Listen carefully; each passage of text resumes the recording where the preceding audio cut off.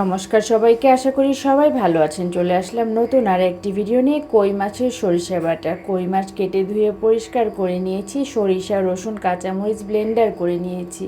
কিছুটা পেঁয়াজ ব্লেন্ডার করে নিয়েছি। পরিমাণ মতো হলুদ গুঁড়া, মরিচ গুঁড়া, লবণ দিয়ে আমি সরিষার তেল আর কাঁচামরিচ দিয়ে একবারে মাখিয়ে নেব।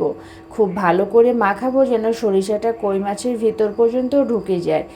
আর ওই সরিষার ব্লেন্ডারটা ধুয়ে আর সামান্য একটু পানি দিয়ে দিব, যেহেতু সরিষা বাটায় বেশি ঝোল লাগে না, তরকারিটা ঘন ঘনই থাকে। খুব ভালো করে নেড়ে চেড়ে নিব। লবণটাও পরিমাণ মতো দিয়ে ঢাকনা দিয়ে ঢেকে দিব। 6-7 মিনিটের মধ্যেই ঝোলটা ফুটে উঠবে আর খুব সুন্দর একটা সরিষার গন্ধ আসবে।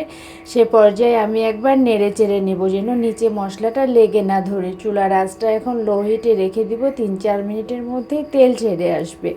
তরকারিটা আমার তৈরি হয়ে গেছে। সরিষা বাটাটা খুব সহজ রেসিপি, কিন্তু খেতে কিন্তু অসম্ভব মজার।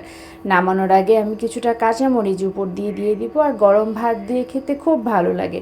আপনারাও চাইলে ট্রাই করতে পারেন। আর আমার ভিডিওটি ভালো লাগলে লাইক, কমেন্ট, শেয়ার করে পাশে থাকবেন।